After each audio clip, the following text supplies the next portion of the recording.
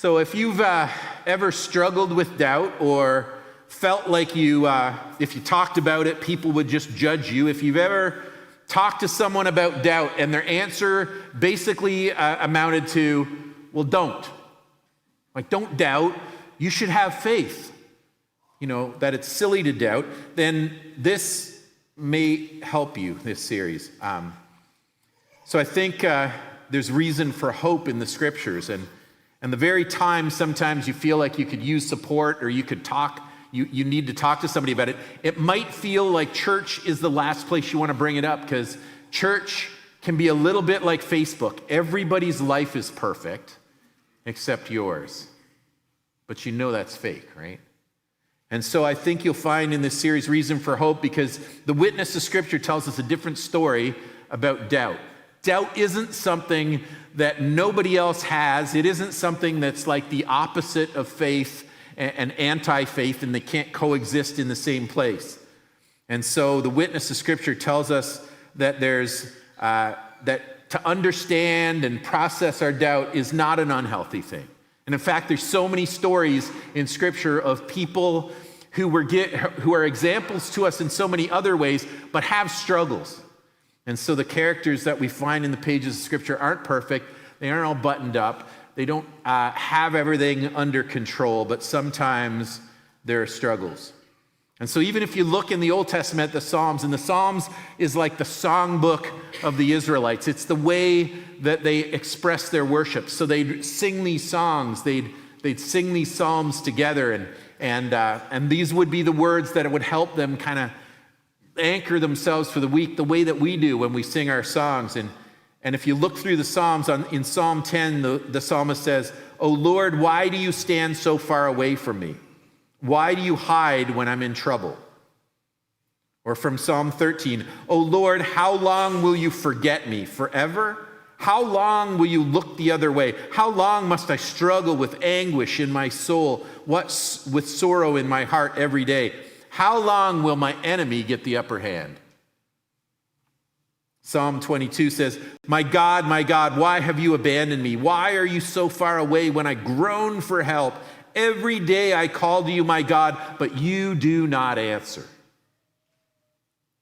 And then from Psalm 74, "O God, why have you rejected us so long? Why is your anger so intense against the sheep of your own pasture?" Or Psalm 77, "Has the Lord rejected me forever? Will he never again be kind to me? Is his unfailing love gone forever? Have his promises permanently failed? Has God forgotten to be gracious? Has he slammed the door on his compassion?"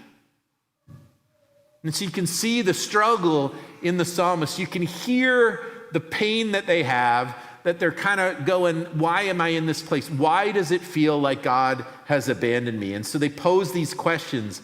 Why have you abandoned us? Why have you rejected us?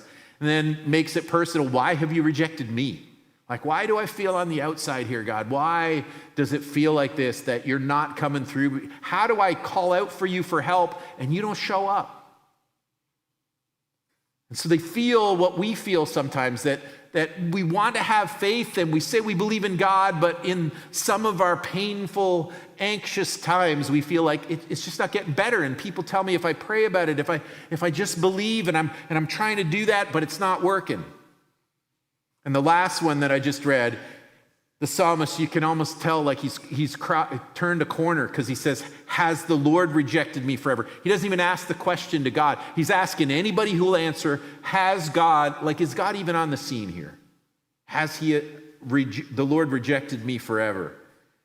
And so he says, has the Lord rejected me forever? How long will you look the other way? How long must I struggle? And so there's this sense, is his unfailing love gone forever? We're told it's unfailing, but he says, is it gone forever? Like it's failed him, it feels like, right? And you can hear the pain as he says, has he slammed the door of his compassion? Like he's not going to go easy on me at all here. And there are more and more psalms, like that's just scratching the surface of all these songs that are about the struggle to try to hang on to faith, to try to hold faith and have it be the thing that you're leaning into. And so the story we're dealing with today has this dad, and his struggle is that his son is hurting. And for parents, you look at your kids and you go, what they're going through. Sometimes for kids with their parents, if their parents are struggling, they're like, I don't know how to make sense of this. I don't know how to deal with this. What does my faith tell me about this situation, and how can I lean into it in such a way that it would make this better?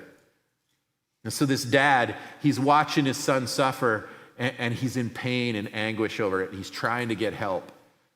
And so he comes to Jesus and he says, look, I came here because I thought you and your people could help me. And I started asking your disciples to cast this spirit that's throwing my son to the ground and making him, he's out of control. Like he can't even control his own actions. He's thrown to the ground violently, and he foams at the mouth, and he's gritting his teeth. And I hate watching him, like I'm watching him suffer. And I asked your disciples to help me, and they couldn't do anything. They couldn't stop it. It's still happening. And so he's looking for help. He's desperate.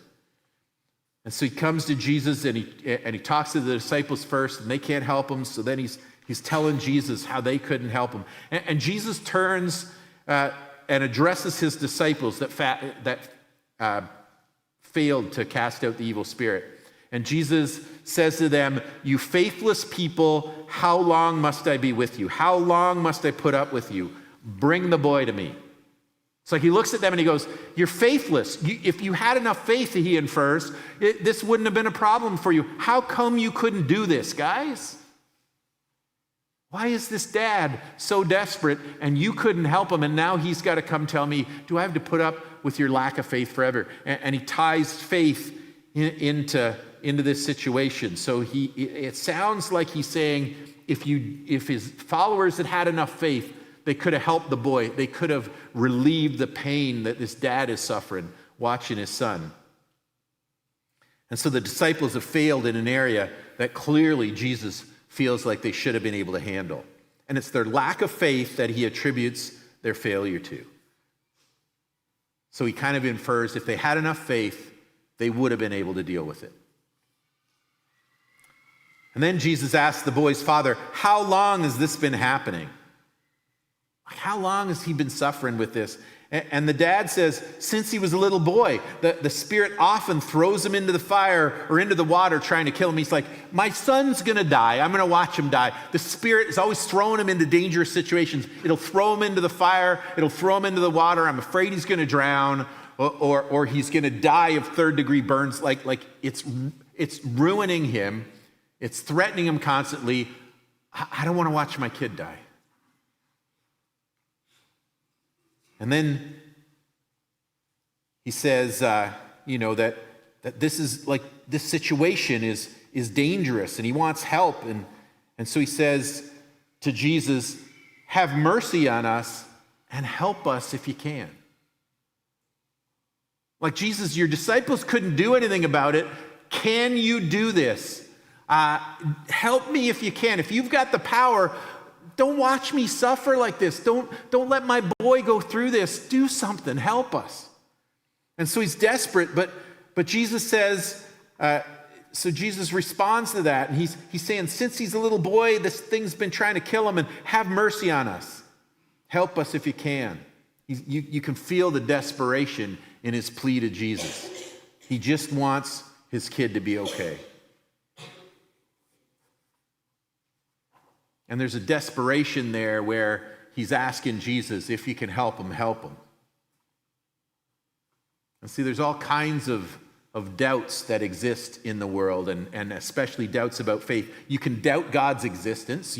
There are lots of people in our world that would say, there's no God that exists. There's no evidence that that's true. The world is here, and we're here, and that's all we know. And that's just a made-up tale from thousands of years ago. And people walk around believing that stuff, but what good does it do them, right? You've heard this argument? What difference does that make? Those people, they're kind of pathetic people.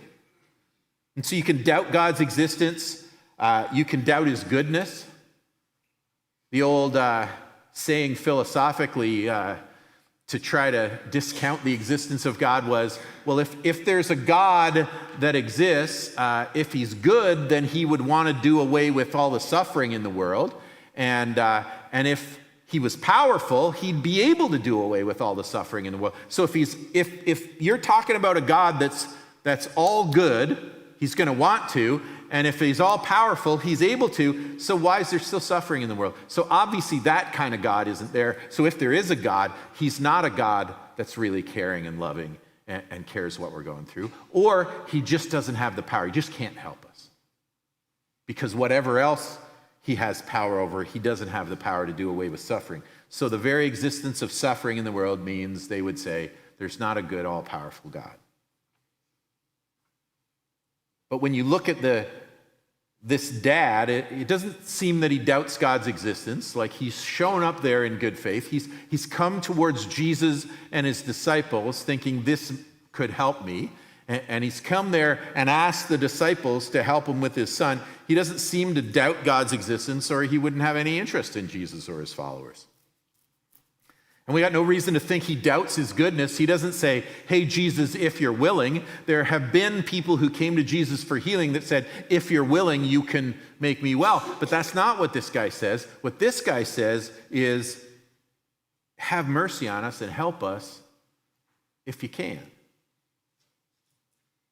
So he doesn't doubt God's existence. He doesn't necessarily doubt God's goodness, but he doubts Jesus' power in some way. He's not confident that Jesus can help him. He hopes he can help him. He's come there with some sense that maybe Jesus can do something about this, but his struggle is to see whether Jesus has the power to do it or not. So he says, have mercy on us and help us if you can. And so he's not sure, but he's not sure he can't, or he wouldn't bother asking, but he shows up and he asks the question. And Jesus says, what do you mean if I can? And then Jesus says to him, anything is possible if a person believes. So again, just like with the disciples, he kind of infers that if you have enough faith, then you can do those things. You can eliminate that struggle. You can know and you can make things happen and you can experience healing. But the problem with that is I've known lots of people who prayed for healing and it didn't come. I've known people who have received God's healing. We've prayed for people and seen miraculous results and thanked God for it, but it's not every single time. And so some of those people, if they take that message that sometimes gets misrepresented from Scripture, that if you have enough faith, then every illness is going to go away and nothing, you'll get complete healing and you'll always be blessed with lots of stuff and everything will just, fall out of the sky and everything will be wonderful in your life. Then if things don't go right and if somebody gets sicker and if your loved one dies, then you feel like, well, did we just not have enough faith? And it can be really condemning. And even though they're really trying and even though they're trying to lean into their faith, they just feel defeated and they can feel like failures. And there's a story in Mark 6 about it, that Jesus is in Nazareth in his own hometown, and it says that, he went there, and just like everywhere else, he's traveling around and he's talking about God's kingdom and he's healing those who are sick. And we're told that Jesus couldn't do many miracles in Nazareth because of people's lack of faith. And so we live in this tension where you go, well, is that all it takes to really believe it? But what do I do if I'm struggling? And so this guy, he responds to Jesus. So the possibility of miracles is connected to faith. It's related to faith. But the father struggles. And so his response to Jesus, when Jesus says, anything is possible if you believe, the guy instantly cries out and says, I do believe, but help me overcome my unbelief. Like, I believe, I do believe in you, Jesus. I have this faith. I'm trying to believe this, but there's this other part of me that doubts. Like, there's this other part of me that's not sure. I got questions. I got things that I'm struggling with in my soul, and I'm not 100% there. Like both things are happening at the same time. That's his claim. And if we're believing that, faith and doubt are the opposite, and they can't both exist, that it's like one or the other, it's just a binary choice. You either have faith or you don't. It's all black and white. Then we kind of call this guy a liar. But he says to Jesus, I got faith. I do believe. That's real, but I also have this unbelief. I also have these struggles. I also have these doubts that I'm dealing with. So both things are going on in him at the same time. And so one doesn't cancel the other out. He hasn't decided he doesn't trust Jesus, but he's still not 100% sure and absolutely confident.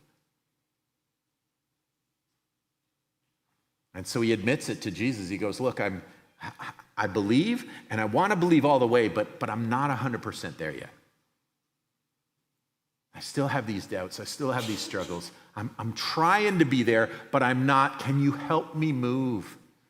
Like if I'm supposed to have this faith and that's what's going to help my son, I'm trying to do it, but I'm not making it. I still have these doubts. Can you help me with that?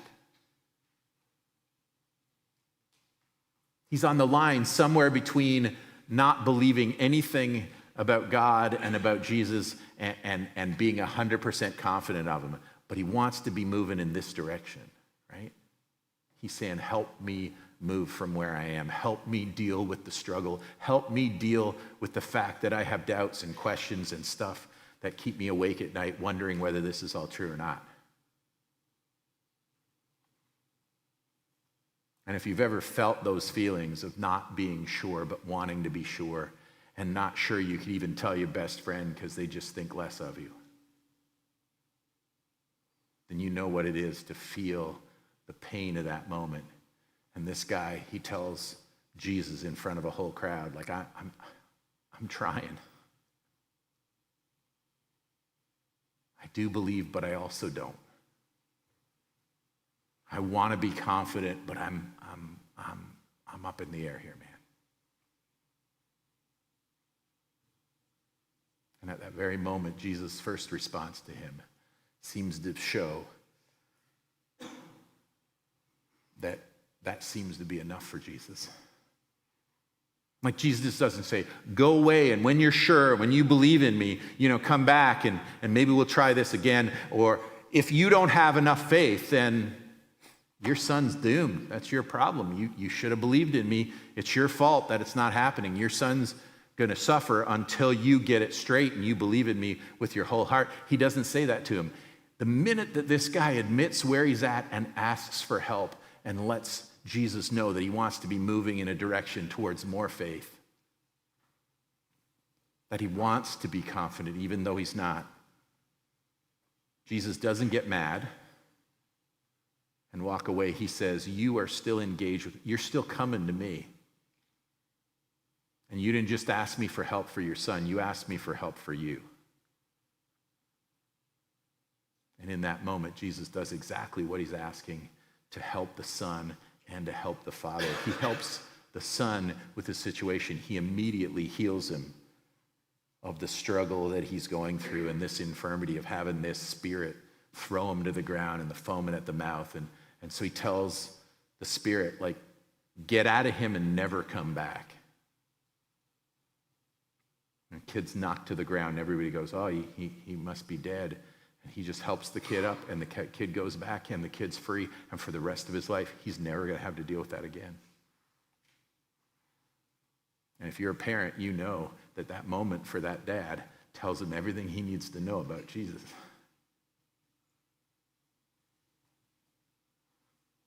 And I don't doubt that the very next breath that he takes isn't full of the struggle and all of that, because Jesus has helped him towards faith and he has moved in the right direction. And the thing is that you can deal with your doubts by walking away from God and going, this is all garbage, it's not true, and it doesn't help. It doesn't make anything better. He's left me or my loved ones to struggle, and he obviously doesn't care about us. And there's nothing to this religion thing like don't waste your time. or you can stay engaged in the question. You can ask him your questions, and you can bring him your doubts. You can acknowledge, like this guy does, I got belief, but I also got this other thing going on in me. And the fact that he has these questions, the fact that he has those struggles is not something that makes Jesus write him off. It makes Jesus run to him quicker. And so Jesus meets him in his struggle and helps him in the place he's at. And so even as he considers the possibility that faith might be the answer to a situation, Jesus does everything in his power in that moment to show them that that is the answer. So even if you don't have it locked down, or even if your loved ones are struggling with that question, even if they have not decided that Jesus is true and good and that he actually is who he said he was, even if they haven't figured out faith yet, there is hope for them as long as they are open and as long as the question isn't closed. And church should be a place where we can voice those questions, where we can feel okay in the struggle, where we can talk about those things. Because if we don't talk to people about faith, people who don't have faith will talk to people about that. And if we aren't a safe place to talk about what we're going through and the real nitty-gritty of it, if we have to put on a happy face, then that's not real. And that doesn't help. And it just pushes people who are struggling out the door into hopelessness. But Jesus has this way of bringing hope. And so that father walks away from that encounter, and we don't know what else in his life ever went wrong from there on. We aren't promised that he would never struggle again, or that he could have nailed it all down. We just know that Jesus helped him move in the right direction, and Jesus gave him enough evidence that he could start to cling to. And for you and I, if we are people who struggle, or if people we love struggle, it has to be okay to talk about that. To acknowledge it before God, and if we need to acknowledge it and talk to other people about it. And it isn't something that we should carry with such deep shame because we're sure nobody else has ever gone through that. It's not the opposite of faith. Sometimes it is the thing that grinds at us to push us to a place where we ask the right questions and we develop faith. And so for those of us who have had that struggle, know that you are not alone and that Jesus meets you in it. And if you can find people who really care, they won't look down at you, but they'll come alongside you like Jesus did. And we'll find as we unpack story after story from Scripture, my prayer is that those who struggle with doubt will not feel alone and won't feel condemned. That they won't feel on the outside from Jesus, but they will feel pulled towards him as he deals with us with compassion and kindness and patience. He is worthy of all of our faith. But even when we're weak, he meets us there. And he is willing to keep the dialogue open until we understand enough to put our faith completely in him. So whatever our struggles are, whatever those who we love struggle with, if they find themselves in a place, or we find ourselves in a place where we believe and we don't believe, where we have faith but we also have doubt, know that it's okay to be there, and that it's okay to engage with Jesus and his kingdom. He welcomes you, even in the midst of your doubts and your struggles. He will not fail us, even and maybe especially when we're hurting and we feel most lost.